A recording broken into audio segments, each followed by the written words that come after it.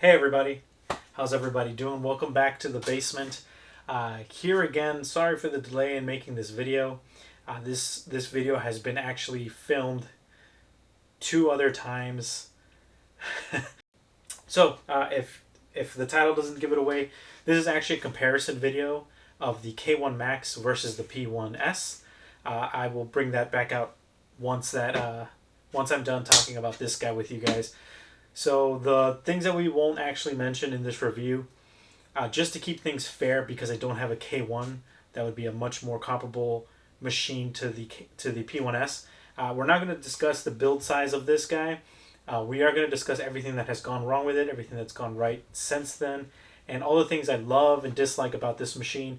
And same goes for the P1S. I'm going to talk about all the things that I love about it. And to keep it fair, since this machine technically can't do multi-material, out of the box, we're just going to remove the the AMS unit on the P1S, and just not talk about how having multicolored 3D prints is amazing and how it's so much more awesomeness. I will touch on those things towards the end of the video, including the size and the multicolor.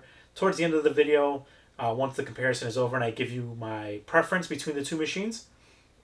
Alright everybody, let's go ahead and get started here with the K1 Max. Like I mentioned earlier in the video, this is going to be a comparison of this machine versus my P1S.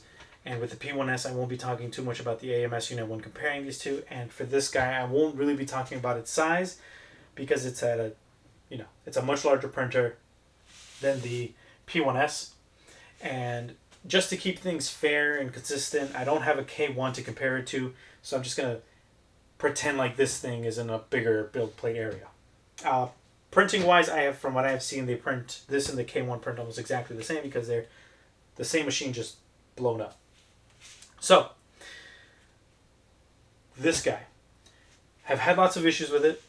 Thankfully now I think I'm in a good place with it again, where everything has been resolved. I will make a whole separate video on all the things that went wrong with this guy and all the things that I did to try to resolve it, and how I got to where it is now. Which brings me to my next point. Full disclosure, this printer has been fully rooted. Once again, it was unrooted temporarily so that I can test out Creality Print 5.0 and the latest firmware from Creality. And I am sad to say that this is back on firmware 3.something.8. I'll put the actual firmware update somewhere here, like magic here. Maybe if I can get good at editing, I'll do that. But that's besides the point. Yeah, it's on that firmware, so it's down, I think, 2 versions or 1 version, because Creality might have gotten rid of one in between version. So let's talk about it. So the K1 Max has a huge build volume area that we will ignore for this video. And we'll talk about print quality. So after unrooting and rerouting and recalibrating this entire thing and dealing with certain issues that we will discuss later, I am starting to get surprisingly much nicer prints. I am impressed with the prints that I've gotten off of it recently.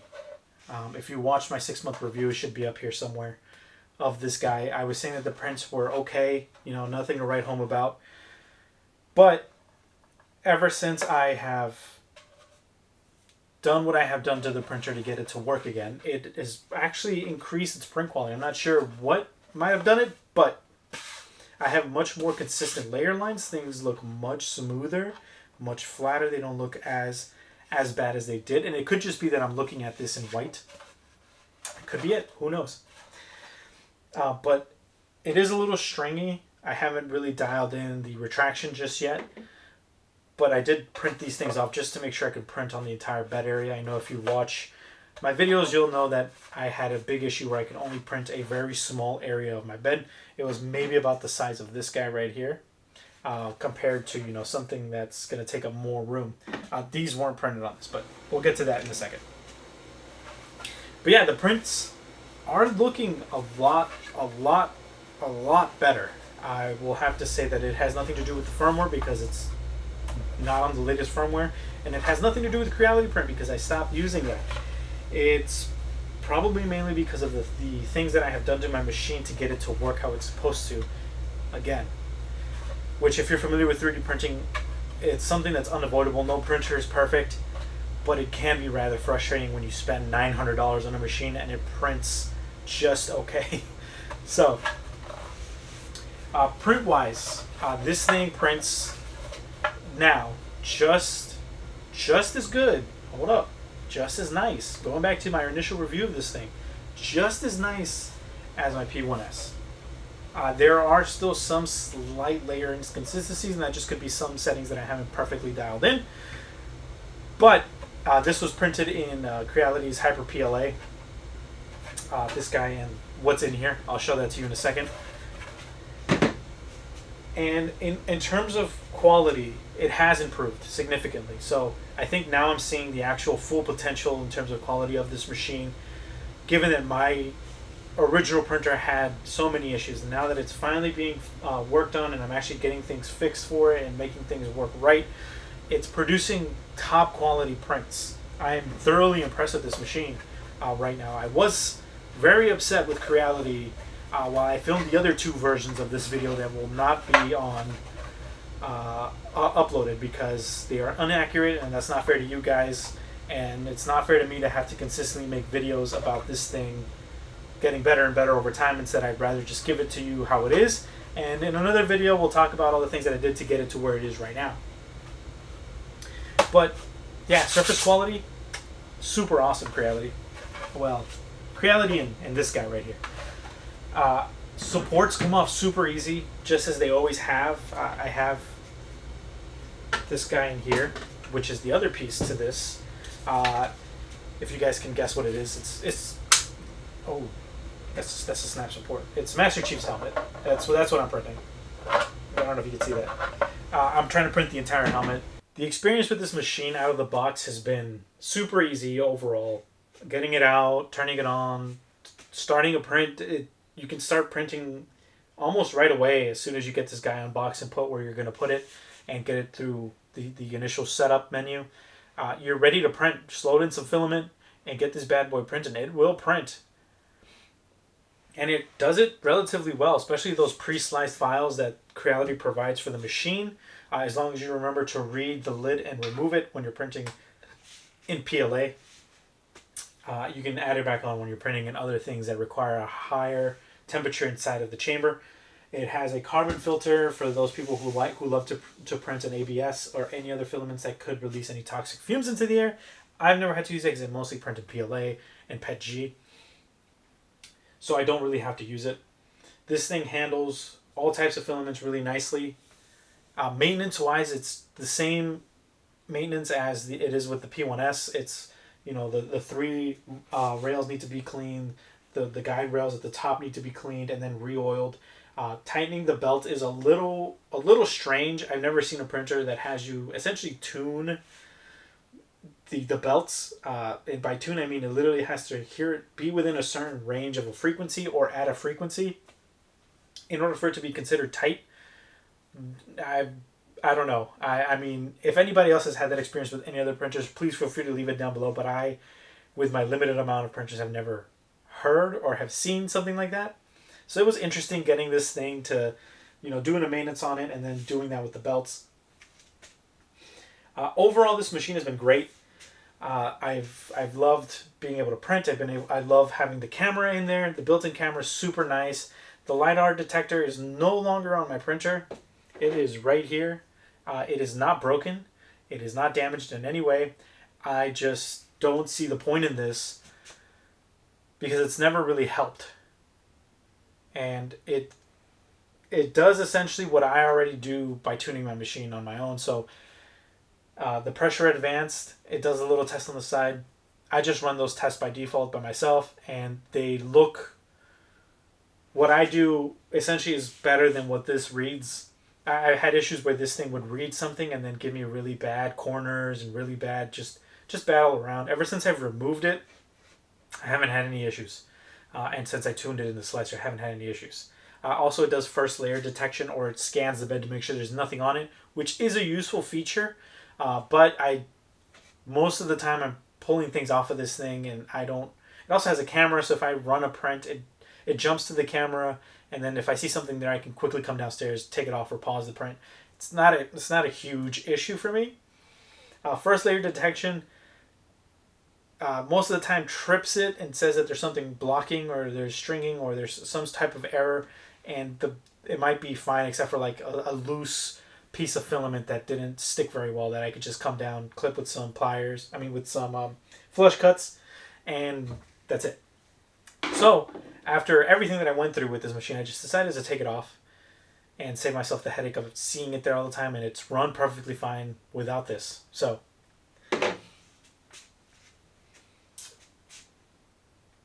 the one thing I did wish this machine had was independent motors for all the screws. I also wish it had 4 screws instead of the 3 setup.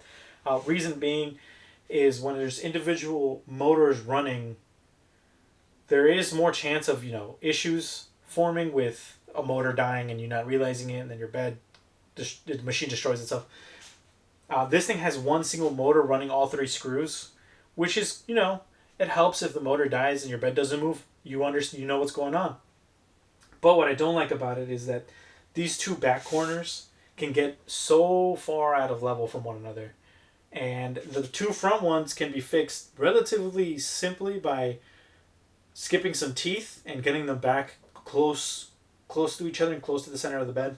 But the back 2 corners, you can't really do that with. You can do it with the middle, but the middle won't affect both corners, especially if both corners seem to be lifted slightly, which they are on my bed.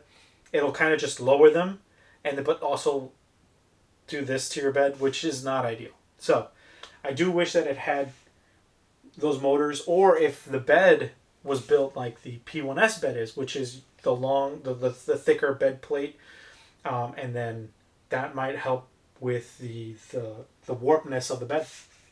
Just saying. I do know. Just a quick side note: the new K1 Maxes, not the K2 Plus, the new versions of the K1 Max, so the ones that they're shipping now to people, have that K1C P1S type bed, and they also have a new pulley system in them, which is cool. But I really wish Creality would make upgrade kits for those, for people who have the old K1 Max. They can get those and put those on their machine, and hopefully see some improvements without having to do all the things that we have all had to go through who have these machines, or so that people who have the machines and don't want to go through that and have been returning them could just, get their machines to work. That brings me to my next point, and probably the final point on the K1 Max, besides, it's super great print quality now that I've worked on it for so long. It would be that for the price, when I got this machine, my experience right now, and this is nothing against Creality. I've owned plenty of Creality machines that I've loved, like the Ender 3V2, the Ender 5 Plus. I've loved all of those Creality machines. They have worked. They were workhorses. They did what they had to do for me. I did eventually get rid of them, but it's because they were a lot older machines and they needed to be replaced, and they went to great homes. I promise you that. My gripe about this machine is that at $900, it was an incomplete machine. So what do I mean by an incomplete machine?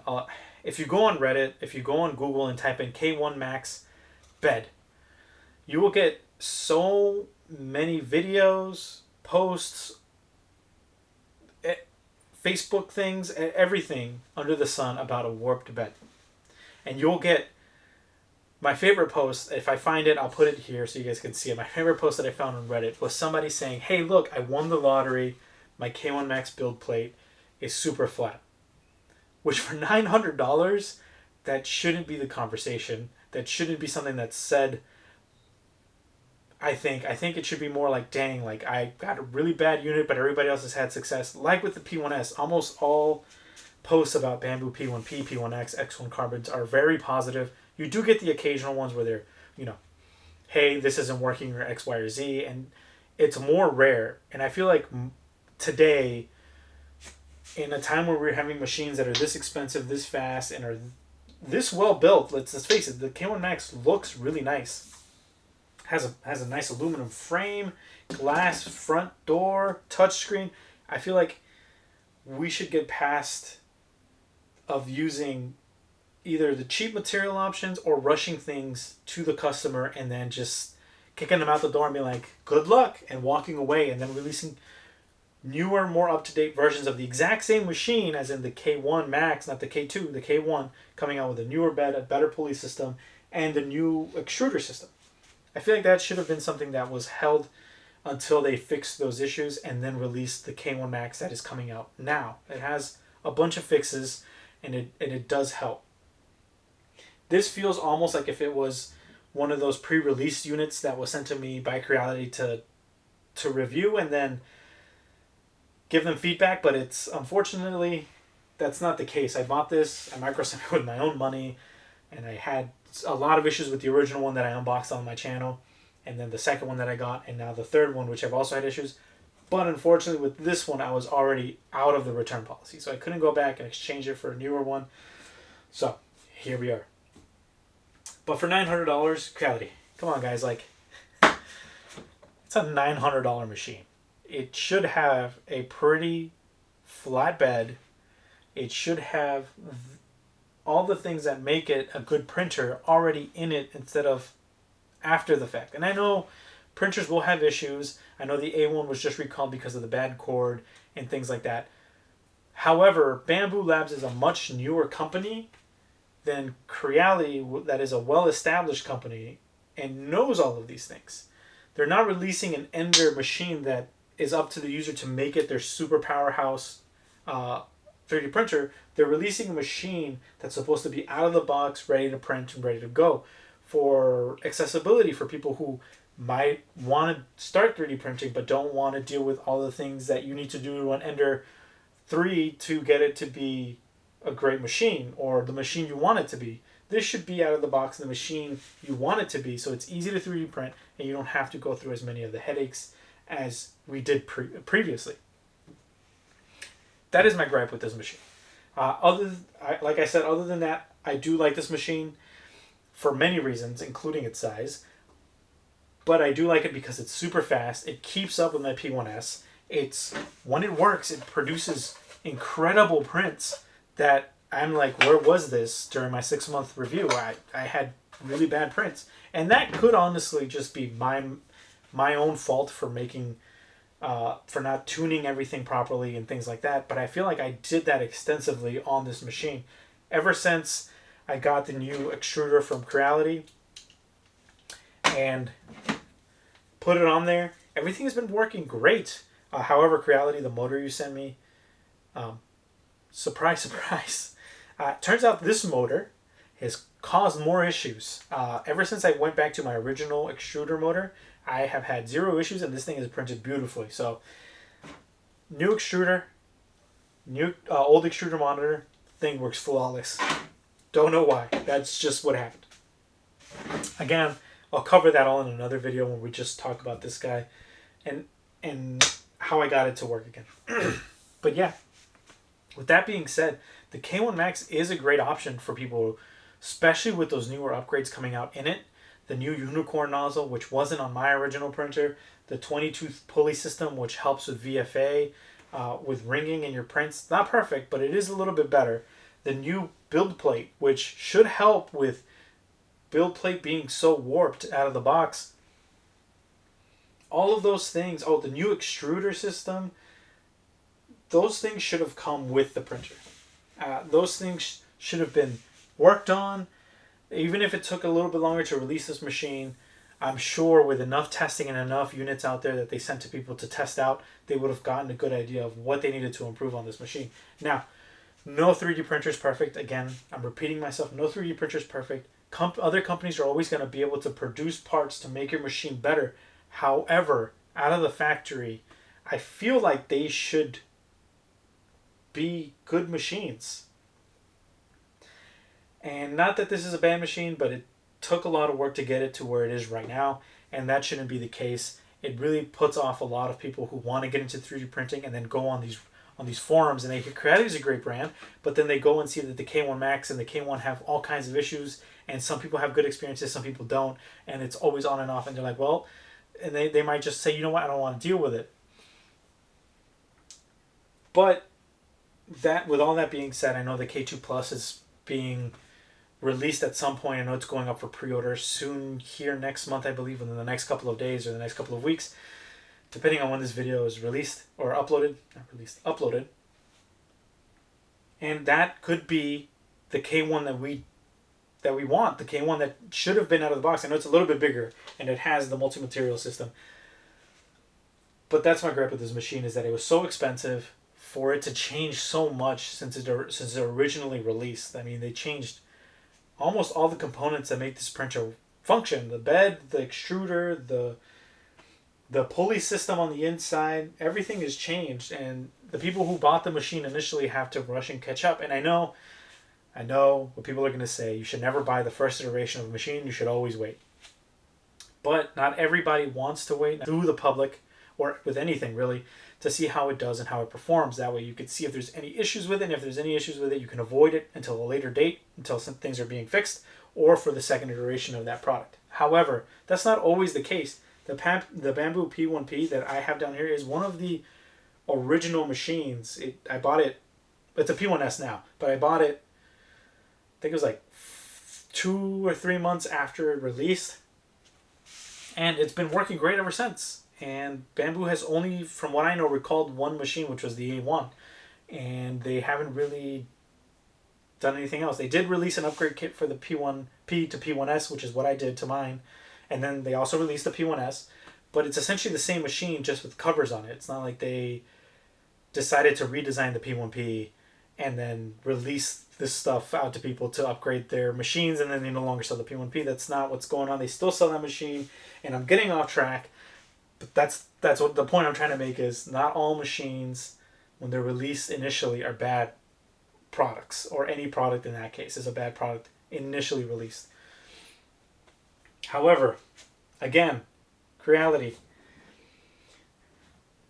I would have been okay with you guys delaying the release of this printer almost a year ago, and then release the K2 Plus if that's better, or waited to see what's going on with this and given people all of the new things that you're adding to the K1. So, with that out of the way, K1's a great printer, produces incredible prints after a struggle, like a month struggle of trying to get this thing to work after it worked fine for so long. So, how about we move on to the P1S? Cool, huh? All right. Let's get on to my best boy here, the Bamboo Labs P1S. Originally P1P, but has had the upgrade kit done to it, so it has all the fun stuff of the P1S, including the AMS unit, which we will not talk about because, you know. So, I think this printer is hands down one of the best printers, and for the price, it has everything you want. It looks awesome. It is plastic, but that's fine. It looks awesome. It's enclosed. It has a carbon filter in it. It essentially has all the things, almost all the things, that the K1 Max does. The K1 Max that has on this that this doesn't is the LiDAR sensor, which we already covered, that I took that off of mine. It has a touchscreen, which this does not, but I mean, do you really need one? And it doesn't have the AI detection, which in some cases is better. This has been upgraded to the hardened steel nozzle and the hardened steel extruder. And I've recently had to replace my old hardened steel nozzle, RIP. Give me a long lifespan. But this machine has done so many prints for me. It has done so many of my Etsy orders have been printed on this guy just based on the fact that it's reliable. It has phenomenal print quality. As you can, I don't know if you can see that from here, but this is a little bust, a little statue of a helldiver. It's by Galactic Armory. This thing looks amazing. It's meant to be done on probably on a resin printer, but I decided to do it on my machine to show it off. It has printed mostly PLA, to be honest, and PETG. And I have thrown carbon fiber at it. So this is PETG carbon fiber from a company called Pantheon Design. Now this isn't sponsored by them in any way. I just wanted to bring them up because I won a competition from who did I win? Who did I win this from? The 3D printing nerd. This was just as I started off my doing my YouTube videos. I was in one of his streams where people were donating money towards the Seattle Children's Hospital, if I'm remembering that correctly. Pantheon Design was doing a 3 kilogram spool of their PETG carbon fiber, and the adhesive, which I have here somewhere for it, which is this little guy right here. And I was lucky enough to be one of the few people who won this roll. And this is pretty much, at the time, the only printer that could print it. I didn't have a hardened steel nozzle for my K1 Max yet, which I eventually did get and did print some things on it. But it didn't print as nicely as it has been on my P1S. So, also again, had to run all the calibration tests to get this to print this nicely. I mean, I can bring it up to the camera, but it won't do it justice. This printed beautifully, and I was worried that it wasn't going to print this nicely, just because I know Pantheon makes their own machines that print their own materials really, really nicely. But I'll bring these over. These are actually upgrades for my K1 Max. I figured, why not? I have this roll. Let's just print all my upgrades in PETG carbon fiber, which looks sick. Like, look at that. That looks... This is a fan extension, so that it's much larger and blows on more of the build plate, as well as a little bit lower, so it actually doesn't hit the nozzle. I mean the extruder box, the cover of the nozzle, and actually focuses itself on the actual nozzle a little bit more. But look at that. That printed. I'm trying to get the light to catch it so you guys can see. It looks nice. And then here are some door hinges that I also printed in it. I will have links in the description to both of these things. These were... I haven't taken the supports off. But, I mean, they're on there. Pretty good. But I'll take them off. And they do open. Butterfly in the sky. So my P1S prints everything beautifully, especially once you actually get in there and start really tuning those materials so that they look as good as possible. I know a lot of the bamboo settings, a lot of bamboo filament settings work for almost all the filaments that I've ever tried to print on this thing, and they look great. However, if you do take that time and really, really, really, really tune them in, things look so nice. Layer lines are so nice and even. Everything looks beautiful. Not to say that at base things don't look beautiful. At base things look great. But to make them excellent, perfect, really, really do tune those things in. Again, that was carbon fiber PETG from Pantheon. If you guys want to check them out, their stuff is awesome. It is rather pricey, but it is incredible stuff. I just wanted to give them a shout out. They're not sponsoring this. They don't even know that I'm making this video. But I'll put a link to their website down below. I was really impressed with the quality of that, and I will print as many things as I can until I run out of that spool, and then possibly down the line buy some more. It just is a rather tad bit expensive. So, moving back on to the P1S here. No, Creality nor Bamboo are sponsoring me either. This is all sponsored by yours truly. My time, my own money. Don't really make money off of these things from them or anything. Or the links, so those will all be down there. Use them, grab them, print things if you want. But yeah, so this is the little articulated stormtrooper, or clone trooper, from Galactic Armory. I thought this guy was pretty cool when I saw him on their Patreon. I am a Patreon subscriber, so if you guys want to get access to a bunch of their cool models, just go follow them there, or go be a Patreon and get access to all of these cool things. Both this model and a lot of the things that I have printed down here are from them, including... I don't know if I can get this off. I don't want to break anything. This guy. This was printed on the K1 Max. Look how nice this looks. This is before it started giving me issues. But yeah, check them out. They're awesome. Again, that's Galactic Armory, if I wasn't clear before. Love their stuff. Anyway, so this guy, out of the box experience, super simple to set up. Considering that this was a P1P when I first got it, it was literally attach the screen, plug in the power cord, and hit print.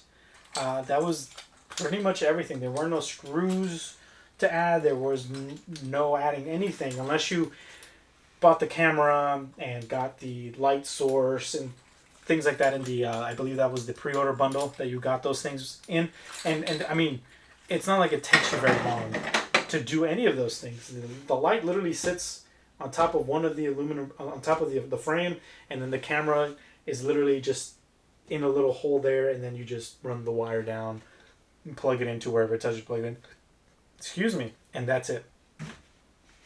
Plug and play. You know, the touchscreen, I mean, not the touchscreen, excuse me, the non-touchscreen kind of sucks, you know, but it is a $600 machine that prints extremely fast and extremely well. So I didn't really care too much about this because the Bamboo Handy app works great. There's actually a little phone mount you can attach to here, so you can use that as a touchscreen. And the Bamboo Studio is also amazing, and I have it on all of my computers in my house, so all of them can view the camera, all of them can send prints to it, and no problems. That's another huge point to this guy that I love about it is no matter where I am, whether I'm down here on my Surface, whether I'm in the living room on my laptop, or whether I'm in the guest room on our home computer, I can send a print from anywhere without having to do any type of calibration. Now, I can do that with Orca Slicer, but it has some limitations from what I have found. That is when you set up a profile after you've signed in everywhere on every single machine, it will not download that new profile unless you sign out, sign back in. I don't know if that's just a bug or something that's going on with it, but that's what I have seen. With Bamboo Studio, since I don't change anything except for maybe the bed temperature in certain occasions, like when it gets really, really cold, then I can literally send a print from any of those machines without having to change any settings because all the settings that I use are default. For a lot of the things that I've printed are default. The only times that I've changed it was to print that carbon fiber PETG or to print certain things that are up here like glow-in-the-dark filaments, silk filaments to slow it down a little bit to keep that shine. That's literally the only times that I've changed something, and even then I always change it back because I don't really need to print in those things all too often. If I get an Etsy order, it's mostly in black, white, or gray. Not really a lot of colors. But I have those. I have the ability to save those if I want. I just don't ever choose to because if I know I'm putting it in there, I need to change it. And that's just how I operate. Terrible way to operate, by the way, but that's how I do it. This printer does have a camera. It's not the best quality camera, and it's not the fastest camera. It's a little choppy, but it does what you need to do. To check in on a print, you just open it up, you're like, oh, it's still printing. All right, cool. And move on with life. The light helps illuminate the inside. It works fine. I mean, there's no real complaints. It's just the light. You do need to buy the hardened steel nozzle and hardened steel extruder in order to be able to print tougher materials like the PETG carbon fiber.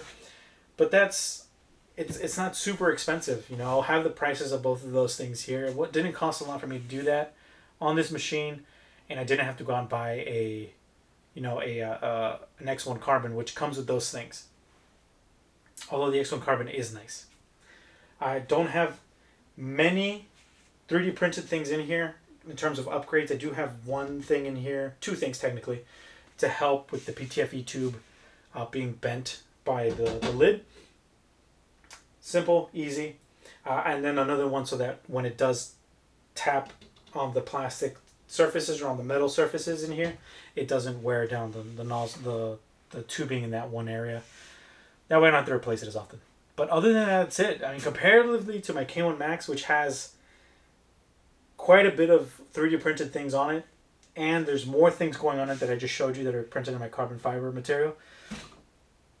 This thing prints out of the box. So out of the box experience, this thing is awesome. I haven't had any issues with it where I've had to reach out to Bamboo support.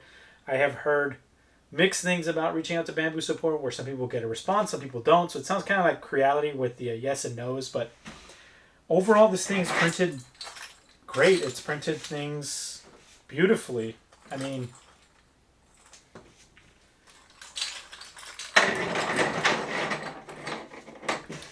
all right, so I love everything about this machine. It was actually really more of a challenge to find things that I didn't like about it than it was with the K1 Max. With the K1 Max, I had a list that I had to cut short, and even then, that's probably going to take up most of the video.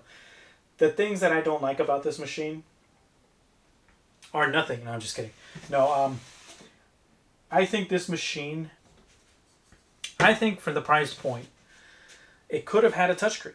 And you can buy a touchscreen upgrade by other companies now make touchscreen upgrade for this machine particularly, which is super nice. Yes, for $600, this machine could have had a touchscreen. It didn't have to be a super nice touchscreen. It could have been like an okay touchscreen, and it would have been fine. It didn't have to be that big, not as big as the X1 Carbon. It could have been just a tad bit smaller, but that would have been nice. I mean, that would have been something that would have been nice. As I say this and thinking of these things, I do have to remember that I bought my machine as a P1P and not a P1S. The P1S comes with the camera and the light. The P1P didn't when I got mine. I think now they do include it, which is a huge thumbs up, because that was one of the things that I was going to say, come on guys, like, I had got a free coupon eventually for it. You guys gave it to me. Like, what's up with that? But it's free now with all the machines. You get a camera and everything like that. Which for $600, I can understand. I can see why.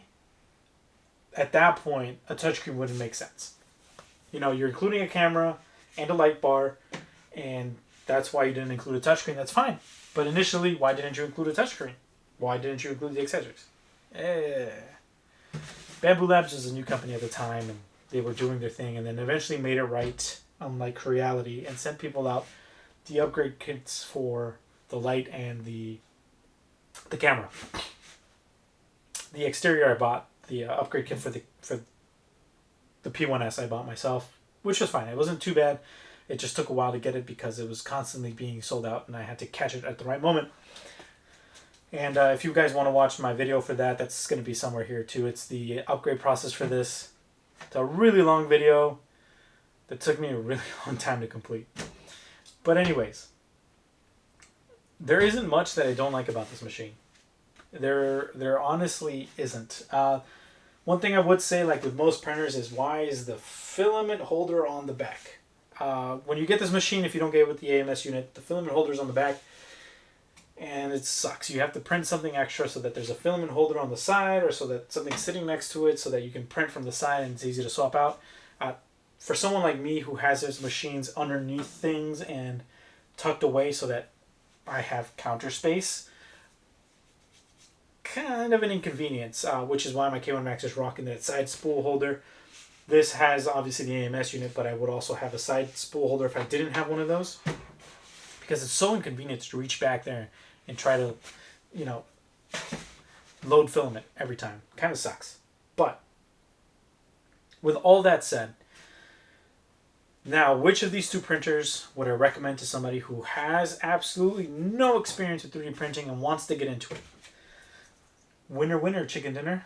This guy right here has this, the P1X, P1P, the P1S, the A1, the A1 Mini, and if you really want to get something fancy, the X1 Carbon.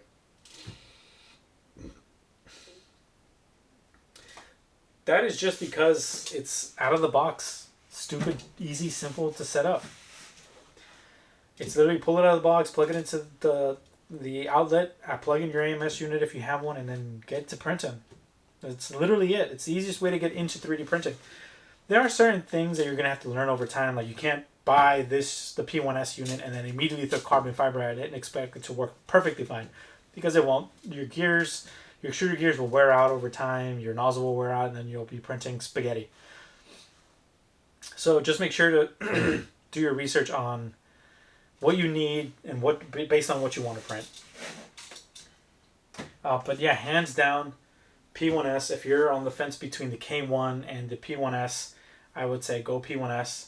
If you're between the K1 Max and the X1 Carbon, and size doesn't really matter to you, and neither does the AMS unit, but the AMS is cool, go with that. If you care about size and you want to print relatively large things, which in reality a lot of people don't know this, but a lot of the things that you print aren't really that big. I mean, okay, some of the things that I print are relatively big because I'm printing a full suit of armor from my Spider-Man 2099. But even then, most of those pieces actually do fit on here. And if they don't fit, I can just cut them in Orca Slicer and print them in pieces.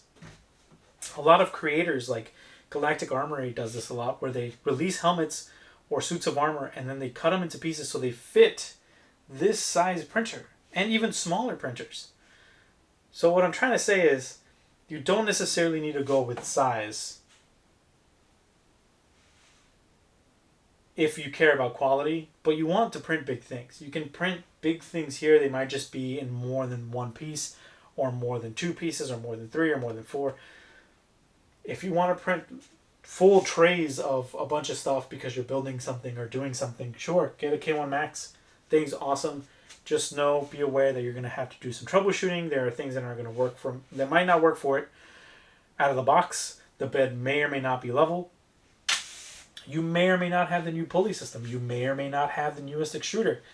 It is a bit of a coin toss until the older units get out of circulation and then the new improved versions of the units are out on the market, which I think is mostly now what the case is, but you might still get one of those stragglers, a box lost in the warehouse in the back somewhere. Somebody pulls that on, gives it to you, and then all of a sudden you don't have any of those new features. You're stuck with all the old ones. You can return it and exchange it, but not everybody has the ability to do that. Not everybody has a micro center that sells it next door.